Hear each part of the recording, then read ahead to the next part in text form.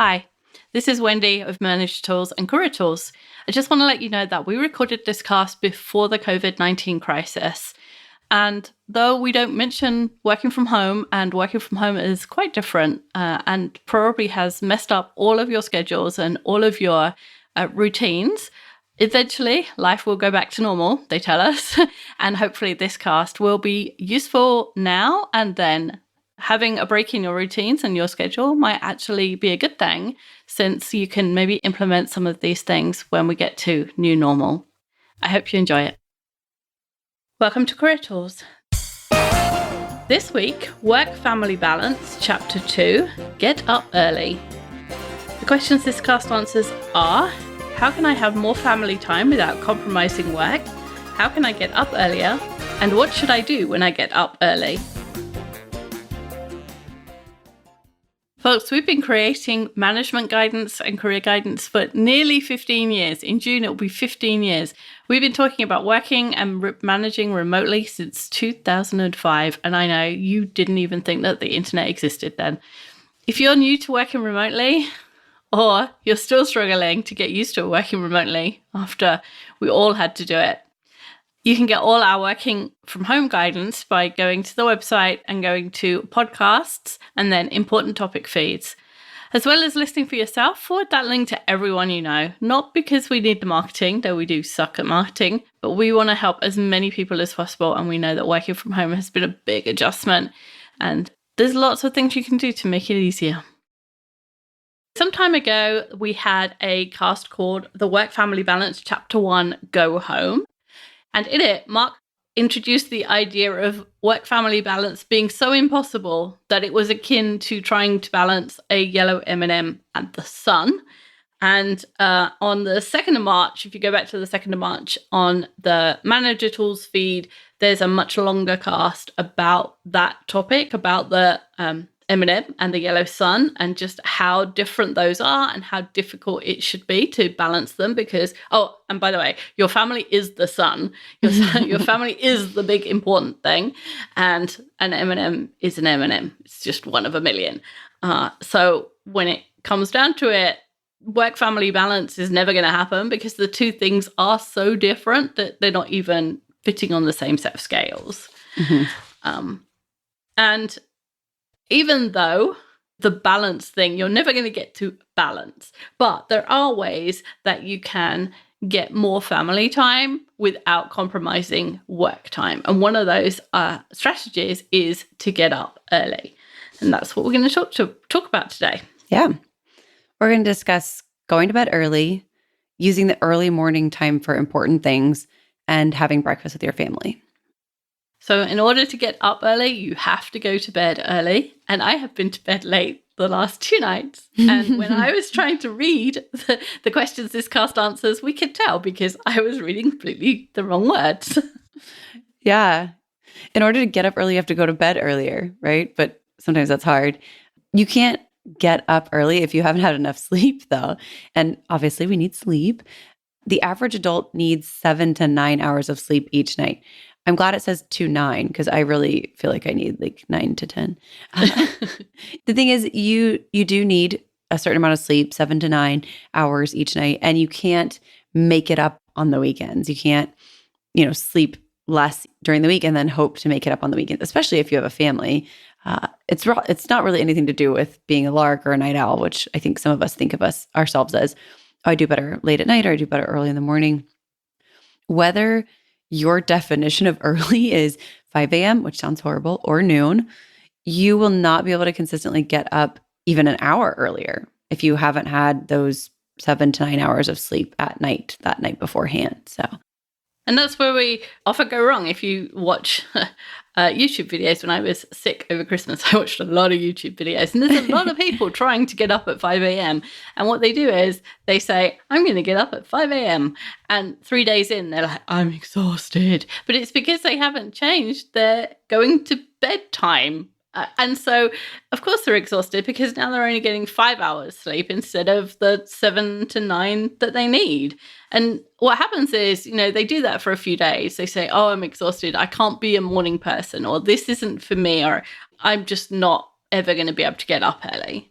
And that's kind of irrelevant. The problem is they're tired. They haven't had enough sleep, and that's why they feel bad. It's nothing to do with their ability to consistently get up at a certain time or to be up at an hour in the day. It's just because they're tired. So you have to overcome that problem first. Yeah. In order to get up early, you have to go to bed early. It's like if one and the other, right? And as humans, we're keyed biologically to get up early. If you've shifted away from circadian rhythms and you're going to bed late, then you might not think of yourself as a morning person. But your body is designed to get up with the sun, regardless of what the clock says. You sleep through sunrise because you haven't had enough sleep, or in my case, because you have blackout curtains, not because you're programmed to wake up later.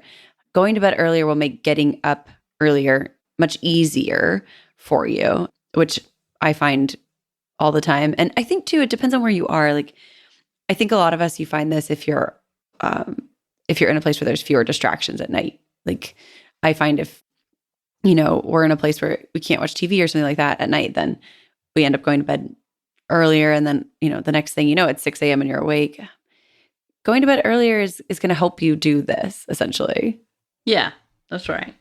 So going to bed early and getting up early achieves what Laura Vanderkam calls moving time. So what you're doing is you're moving the free time or the leisure hours from the end of the day to the morning. So instead of having free time at the end of the day when you're already tired and inefficient and ineffective, what we're going to do is move them to the morning when you can use them more effectively. So if we imagine a typical night for you people listening, most of you probably begin with a struggle at 5 or 5:30 p.m., trying to decide whether tonight is the night that you stay till 6 or 6:30 or later in order to get caught up. And I put caught up in inverted commas, air quotes, because you never get caught up. Yeah. And it doesn't matter whether you do or not, because you are never really going to get caught up if you're doing ineffective work at the end of the day when you're tired.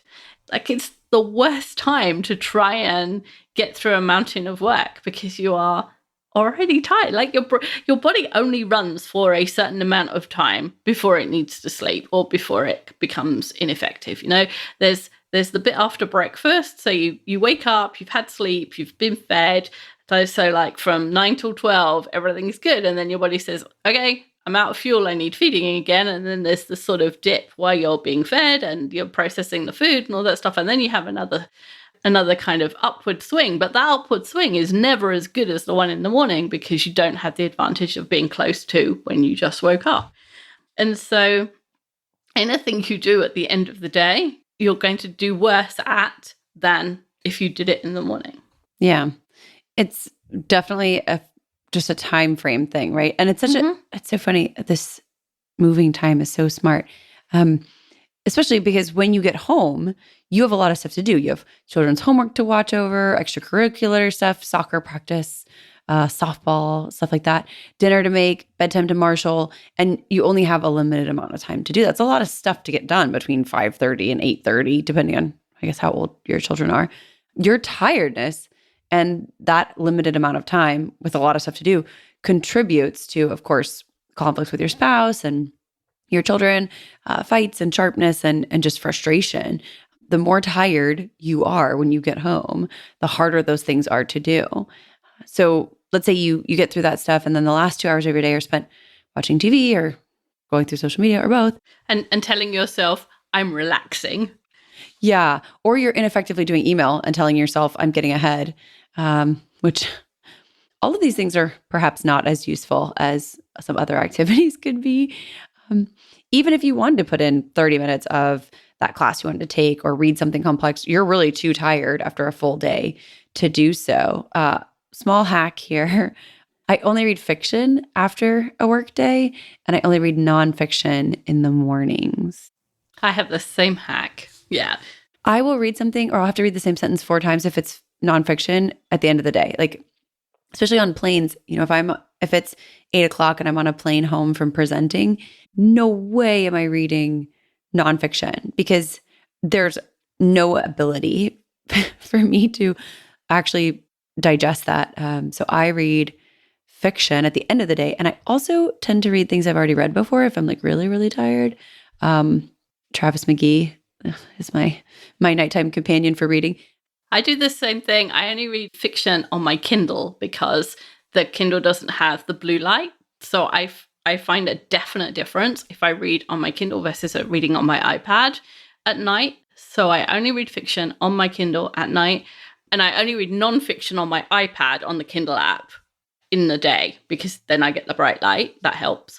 And the other reason I don't read nonfiction is if I'm reading something that's interesting, that's about business or whatever, I get a bunch of ideas and then I wind myself up and I can't sleep. Whereas a book, I'm like, I don't care. Like, the murderer will be there tomorrow. Yeah, for sure.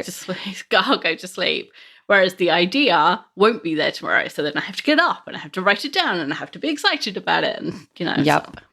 It's so funny. All these little things, they're not really obvious. And I think it's akin to kind of this, what we're talking about. It's that it's not an obvious solution to the pain point of the evening hours to move those free hours you're using to relax to the morning. The obvious solution to the time crunch when you come home is to come home earlier or to keep your kids and yourself up later. It's also obvious that that's not a good solution. And so we struggle, right? We make an assumption about what the obvious solution is, and then it turns out that's not a great solution. If you're like the typical manager or professional, you already have too much to do in the hours that you have. And you and your kids are already tired. Going to bed later is just going to make that worse. Bear with us. The solution really is to move those last 2 hours to the morning by getting up 2 hours earlier. Even if your kids aren't up, like, it's not obvious that more family time is the solution to that is be up when your kids aren't up, but we'll get there, we promise. Yeah, sure.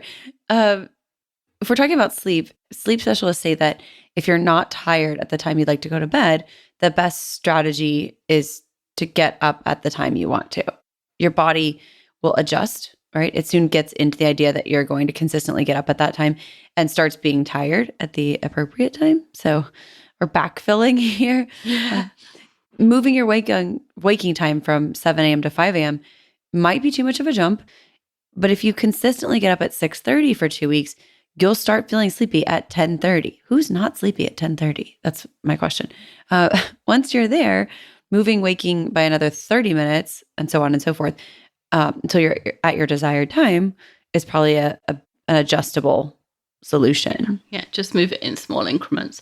The other strategy is another, I think it's a Gretchen Rubin's strategy, which is called the strategy of the clean slate, which is kind of why New Year's resolutions work, because it's a new year, a clean slate. But moving your waking time, your bedtime and your waking time when you get back from vacation, especially if you've been in a time zone change or when the clocks change, like you'll have to wait till October for that. But when the clocks go back, if you carry on getting up at the same hour, you'll effectively be getting up an hour earlier. So yeah, good. It's not impossible to wake up early, even if you think of yourself as a night owl. There's plenty of people who change their routine when they change jobs. For example, when I was a student, I did 2 years at the university, and then I did a year work experience, and then I went back to university as the way my degree was structured. And the year I was working in Germany, and my work day started at, I think, 6:30. And so I had to get up at 5:30 to cycle to the ferry, to catch the ferry, to cycle to the plant where I was working, to be there at 6:30 to clock in.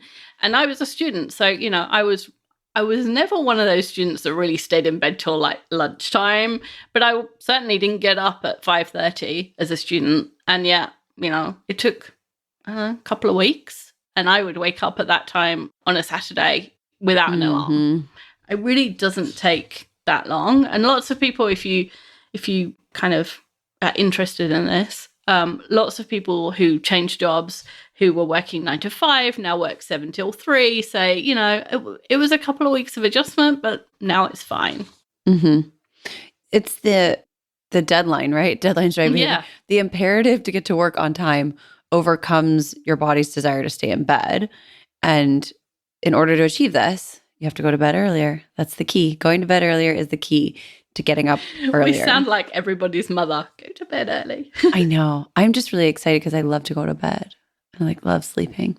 So this is the perfect cast for me to be talking about. I am a big advocate for sleep.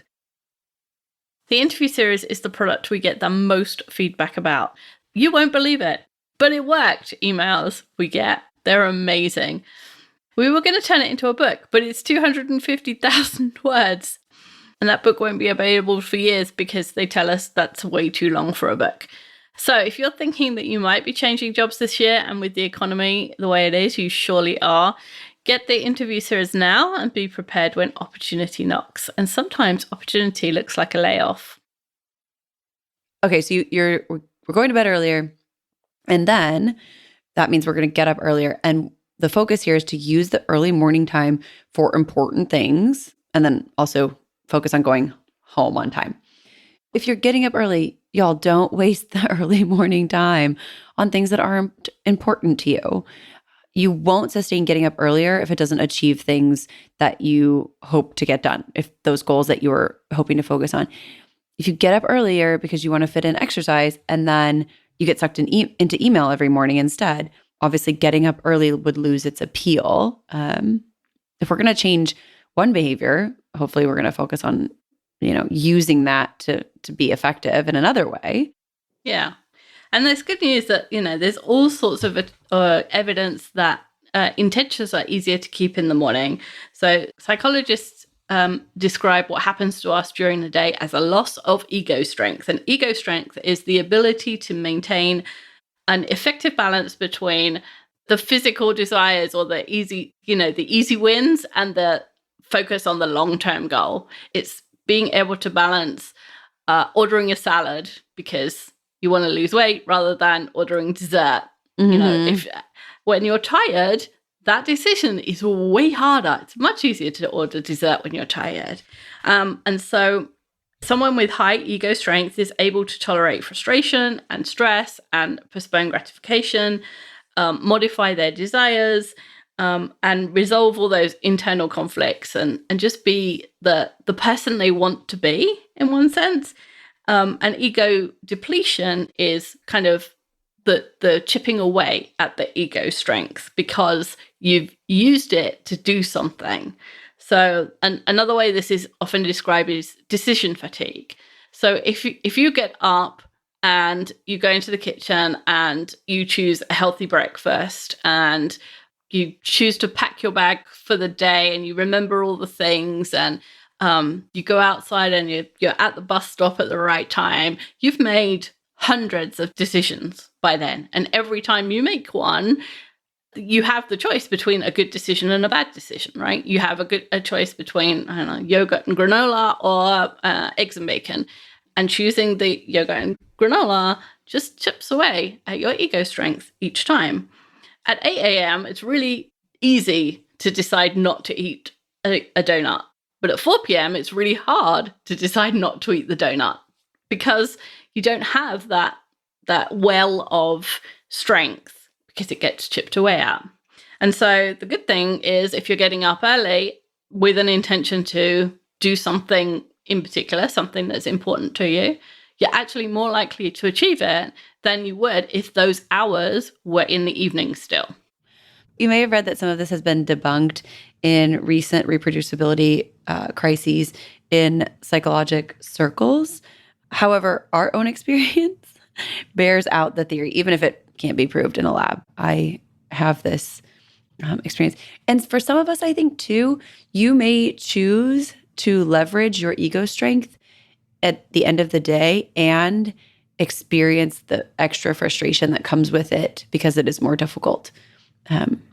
When you decide that you're still going to cook that dinner, but you're actually really too tired to do it well, it feels worse in my experience. So the other good thing about mornings is there's usually nobody else around. So if you choose if your choice is granola or a donut, there's nobody saying, oh, go on, have a donut. Or I bought those in for my birthday. Right. Or, those kind of things. It's much easier to make a good decision when there's nobody kind of pressuring you. Additionally, for those of you who feel that your day is very stressful, hectic, or frantic, that may be because the first hour of your day is stressful, hectic, That's or true. frantic. And spending the first hour of your day alone or in a quiet home where there aren't children up and around, or there's just less people up and around, really will set the tone. That's a little bit of a buzzword kind of thing, set the tone, but I think it just causes your brain to feel a little less stressed if that first hour is not frantic. It doesn't tell you, hey, this whole day is going to be frantic. It says, okay, we've gotten a little bit of traction. Mm-hmm. And especially because you were hoping that you use this hour to work on something like exercise or working on something that's difficult. It's, of course, going to set a tone that you've gotten something done. It's much easier to feel less stress around those hectic mornings if those hectic mornings don't feel as if they're compressing the rest of your calendar into the time that's available. So if you choose to exercise or work on something difficult, not only do you feel like you've gotten something done, it's also easier to get those things done because you haven't made 100 minor choices throughout the day. And so depleted that ego strength. So it's two birds with one stone here. If you're concerned about things like email, remember that until now, assuming you're currently getting up at 7, all your emails are waiting until 7.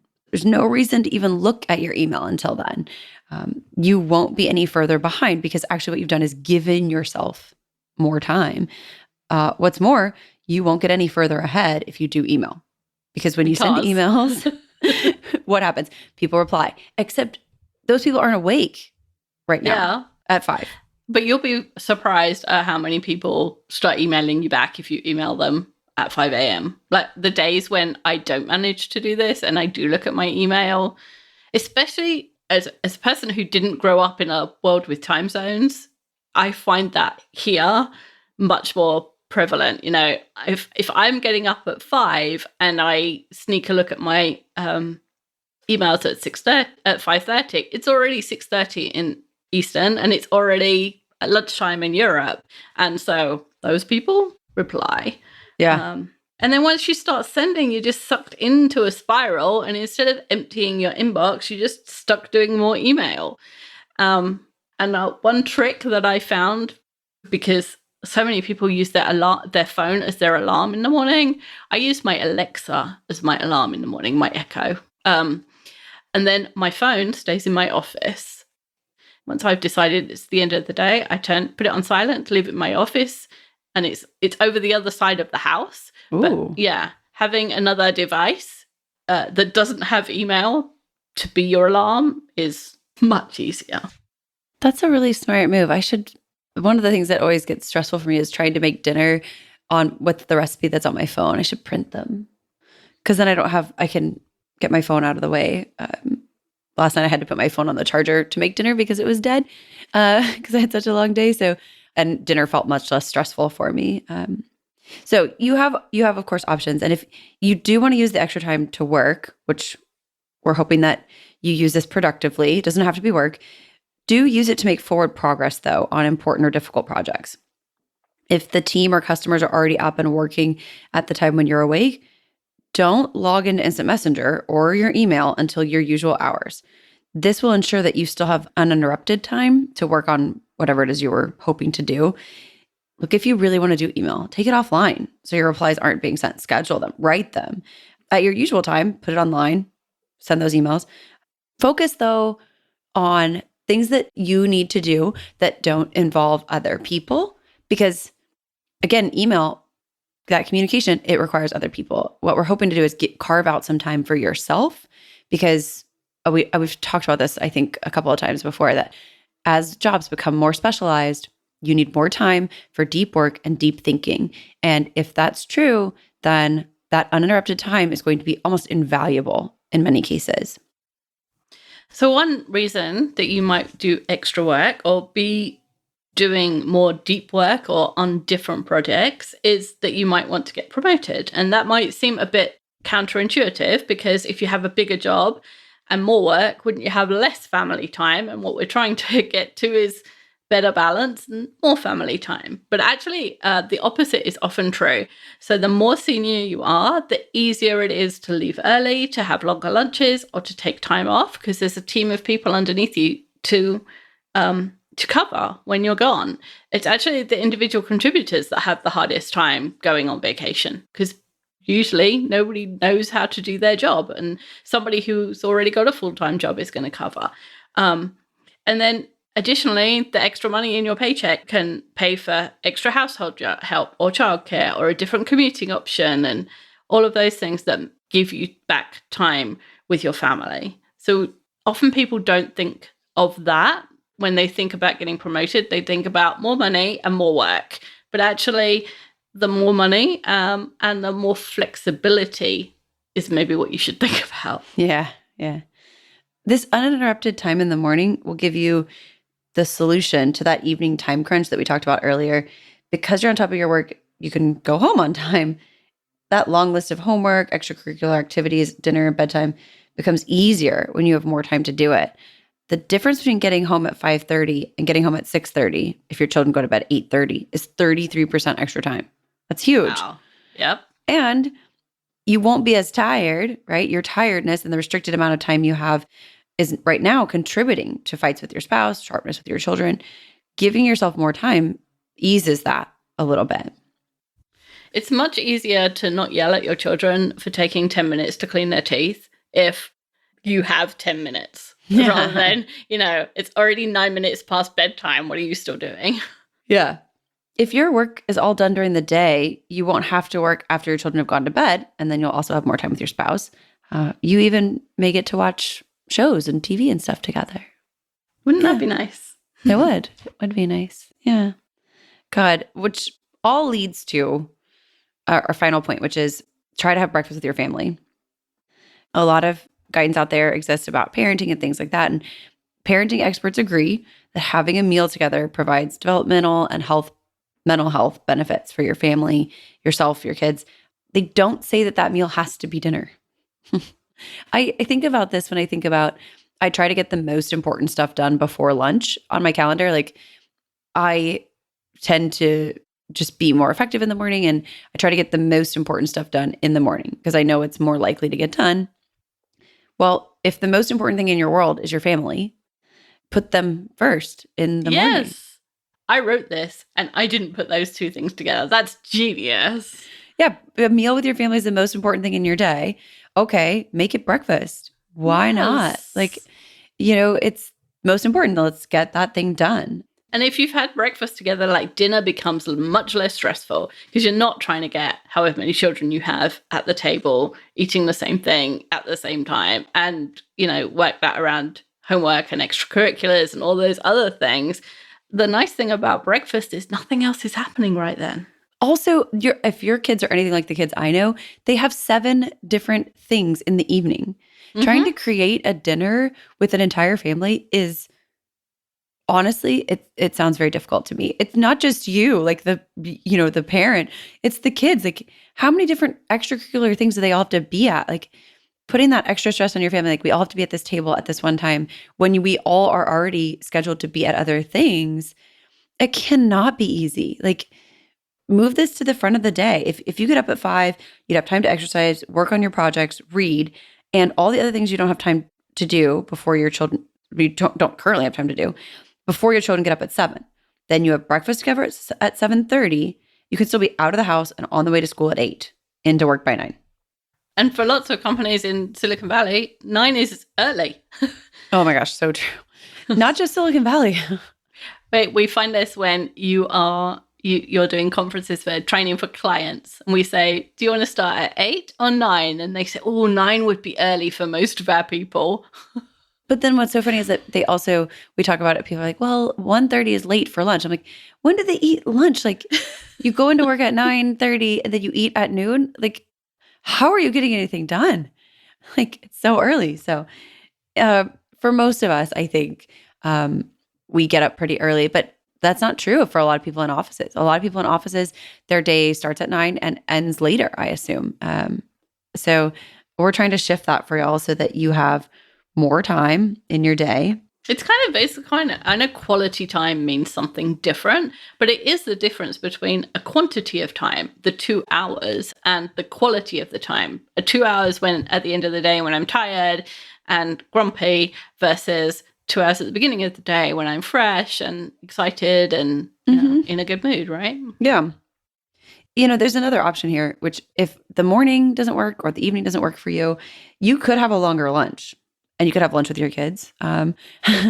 Mark used to do this with his family. His son Drake used to go and have lunch with him at school. Now, of course, some schools won't allow it and not all kids will love it. They might not feel like it's super cool to have their parent there. But you can take them out, right? You can take them out to lunch. You could take them out to Subway. That's totally true. That's absolutely true, which I think most kids would probably be super pumped about, like lunch off campus. It may not work. It's just a possibility. So this is think about, the time you could have with your family. And you know what, even just once a week, like we recommend going to lunch with someone in your network. The other option might be like 1 week a month, just having lunch with one of your kids. Yeah. I mean, they're a pretty important part of your network. They outrank your network. Or if you're working on your important stuff in the morning and you're able to leave work on time, maybe once a month you could leave work at 3 and pick a child up as soon as they finish school instead of waiting until like 5 o'clock and then take them somewhere then and have some one-on-one time with your children. Of course, neither of us are parents and we're now giving parenting advice. So yes, way above our pay grade. What do we know? There is no balance in the work-life teeter-totter. There's family and life, and that outweighs work. And it doesn't mean we shouldn't strive to achieve a weighting that works for us and our families. And waking up early is a strategy that could well help you achieve a balance or a weighting that works for you. And whatever you do, follow the principle of the yellow M&M. Work is only a yellow M&M, and your family is the sun. If you put priority in accordance with their size, you'll spend more time with your family, just naturally. Awesome. Thanks, Wendy. Thanks. That was fun. Yeah, good. Bye, everyone.